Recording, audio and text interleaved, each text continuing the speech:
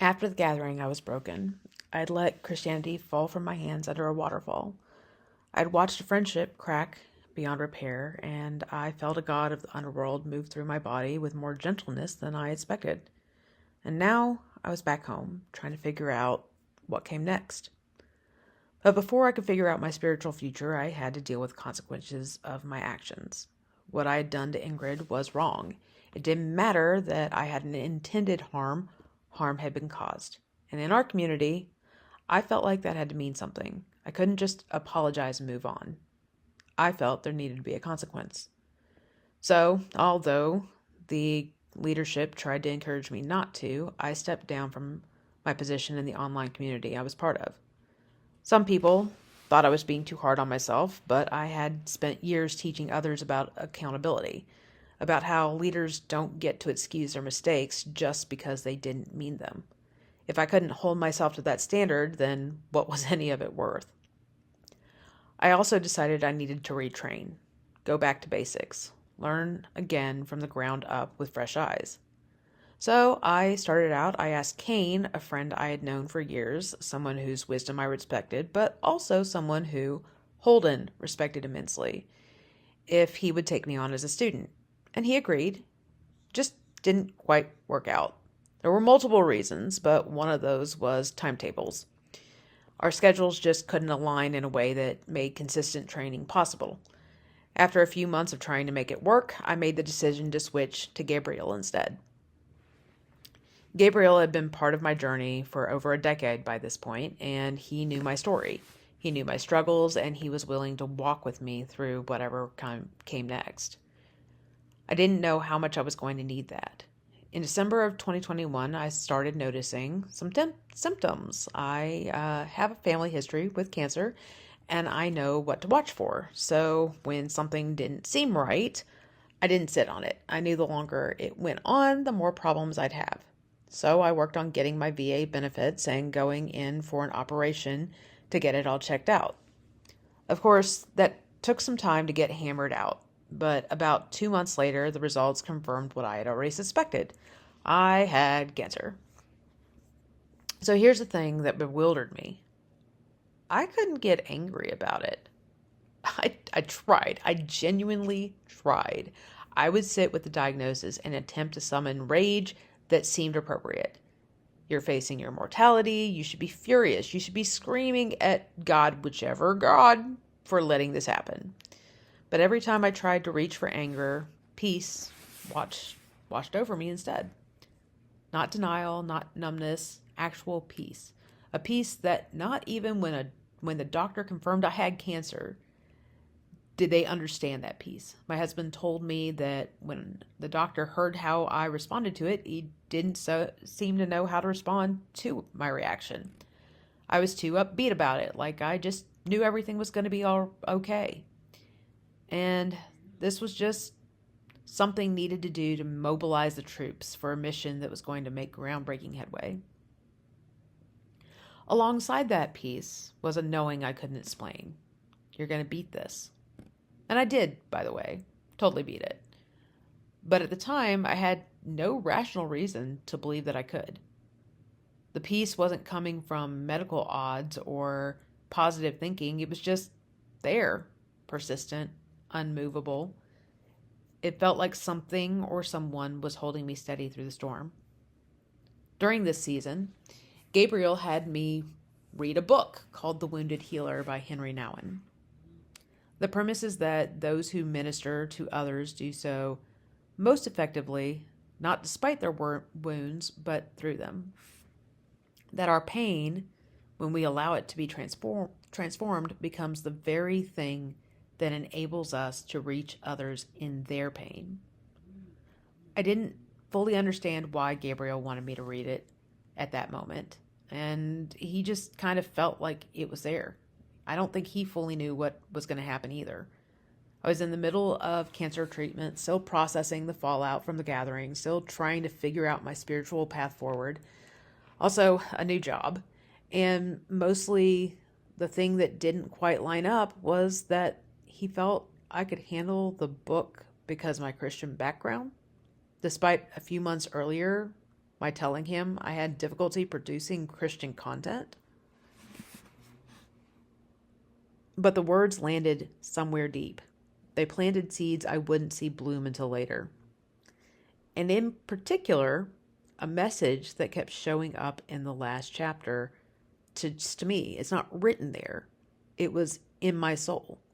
Stop and listen. All this time I was still working with Ku, the Hawaiian god who had taken me as a daughter, who was teaching me Ho'oponopono through his story, which is a practice of reconciliation and forgiveness. Month after month, I studied with him, and in one of those months, I was reading the book. Learning what it really meant to make things right. Not the shallow forgiveness that says it's fine when it isn't, but the deep work of actually releasing burdens and restoring relationships.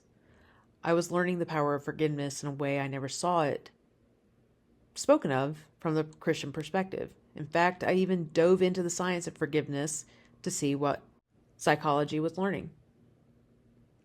I hadn't learned to forgive myself, though. Then, one day, I was scrolling through Facebook.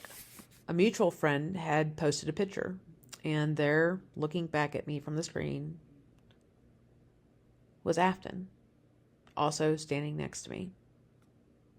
Afton, the friend who had witnessed the physical struggle with Moonshadow the night I met the angel, the friend who had pulled all-nighters with me studying the astral, the friend whose death I had been shown in a vision when I was 16 years old and who ultimately died exactly as I had been shown at 24.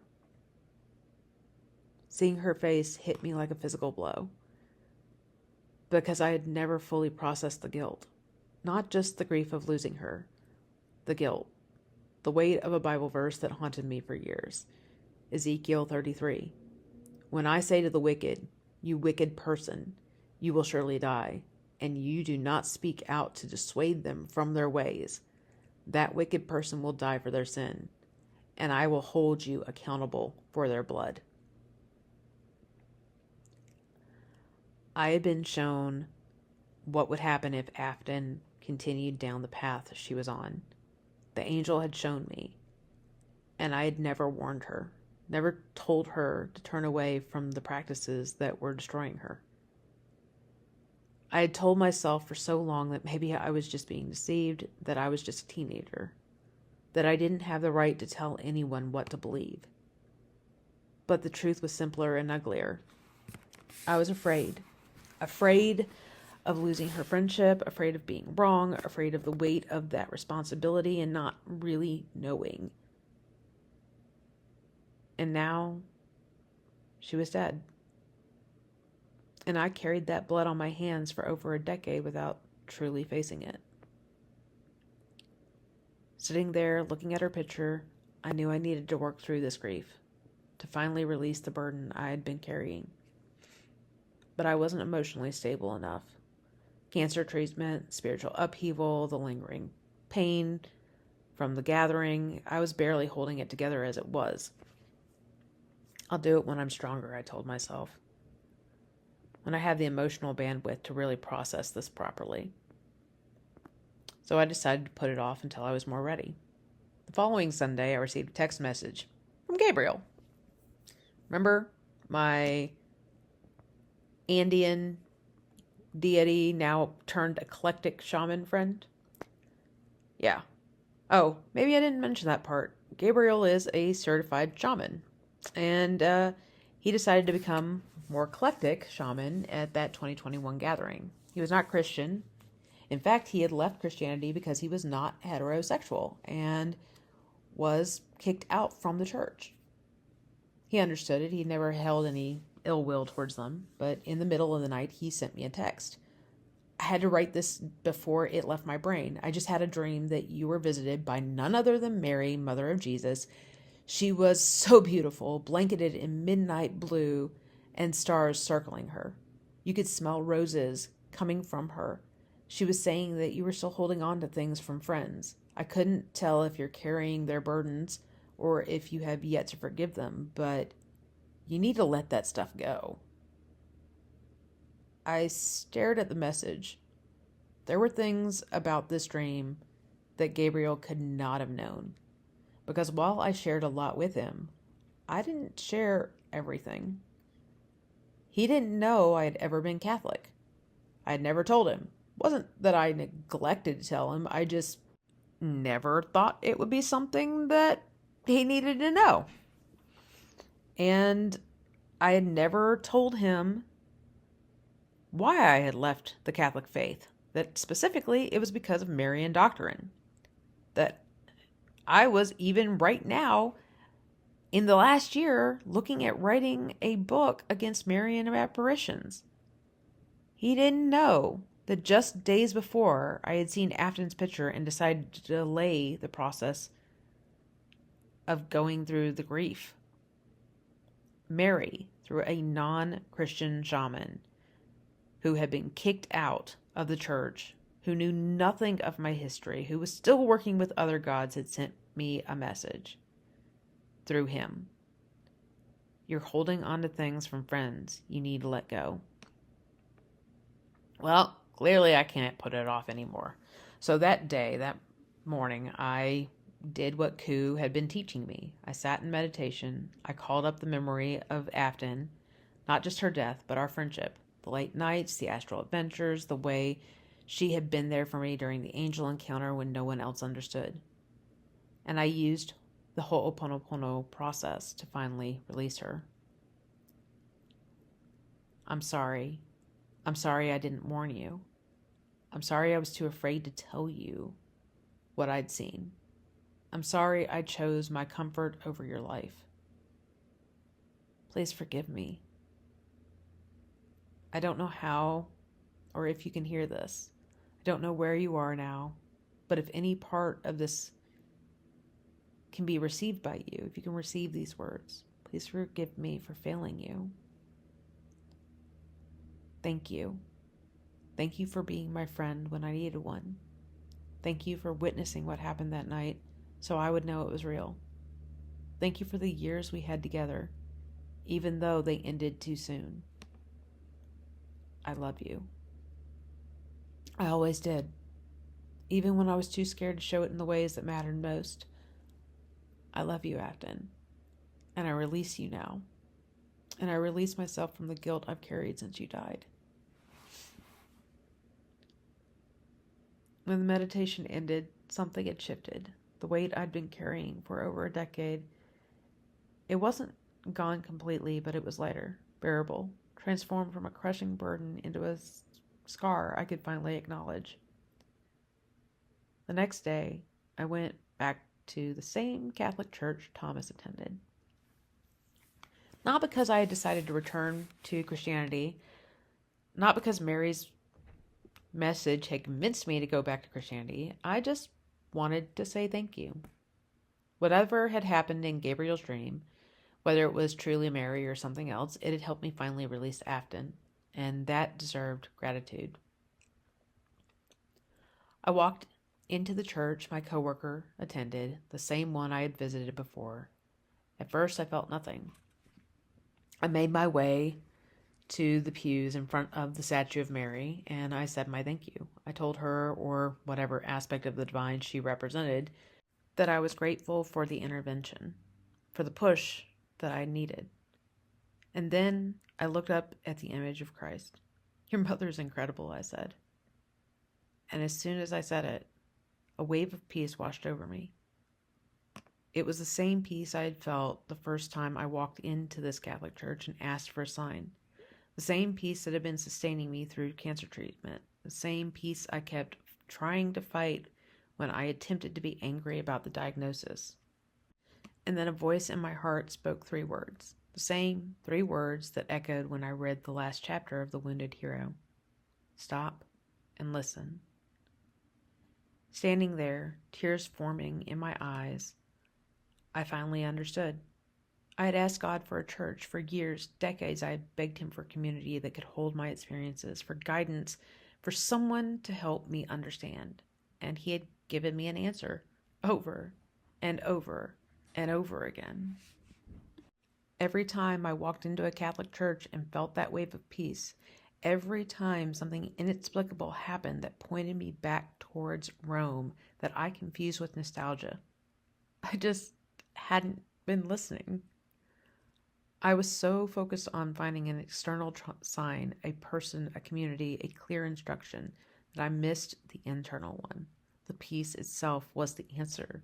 The feeling of home I got every time I walked into a Catholic space. That was God saying, here, this is where you belong. I had spent 20 years searching for a church while standing in its doorway. That night, I said goodbye to Koo. Not with anger this time, not with bitterness I'd shown to the gods in 2013 when I named my staff against them. I had learned too much from Koo to leave with resentment.